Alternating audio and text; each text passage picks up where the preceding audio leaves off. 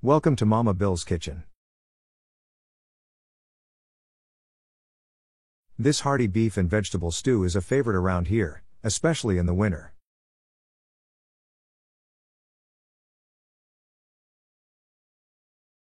This recipe requires a 5-liter, 5.3 quart, Dutch oven or similar pot. You can scale this up or down with no problem to fit your family size. Unlike some other recipes, this does not contain any tomato sauce.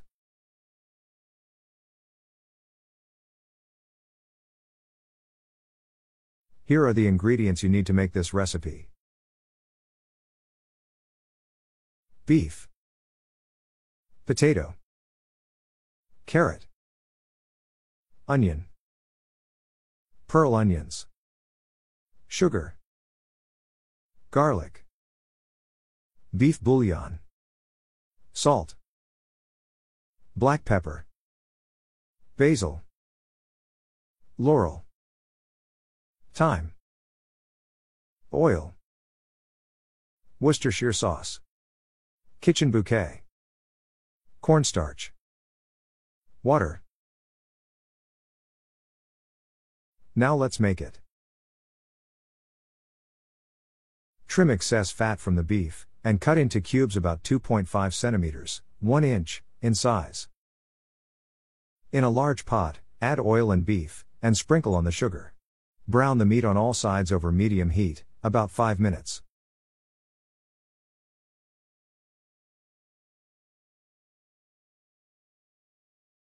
Add the chopped onion and stir in. Continue cooking until the onions start to become transparent, about 8 minutes. Add garlic and cook for 1 minute. Add 8 cups of water and bring to boil.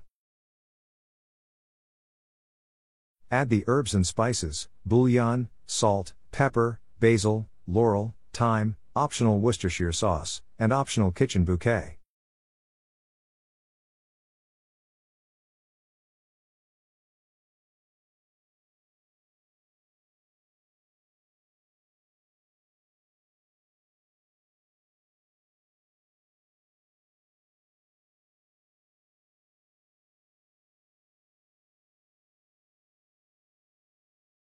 Reduce heat, and simmer partially covered for at least 30 minutes, but 60 minutes or more will give you more tender meat. Keep reading below. Peel and cut the potatoes and carrots, storing them in a bowl of water so they don't turn brown. Now take a break until the beef and onions have simmered long enough. This step takes a total of 15 minutes for average-size vegetable chunks. You want to cook the potatoes for about 15 minutes, carrots for 10 minutes, and onions for 5 minutes. As you add each vegetable, momentarily raise the heat to bring the pot back to a boil, and then reduce to a simmer. Be careful not to overcook or the vegetables will become mushy. Check for doneness. The center of a piece of potato should be nearly transparent. Carrots should be soft enough to chew on, but not mushy. Cook a few more minutes if these aren't ready yet. Turn off the heat. Mix the cornstarch or flour with a few teaspoons of cold water to make a paste, and stir the paste into the stew. This will thicken the stew slightly and make the soup less transparent. You're done. Serve after this has cooled a bit. Don't serve the laurel.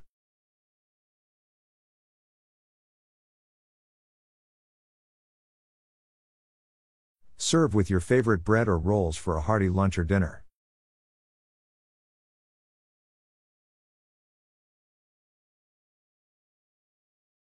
Now I'm hungry.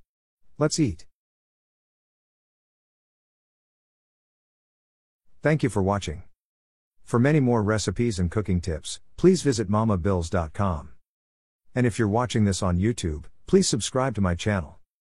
Thanks again.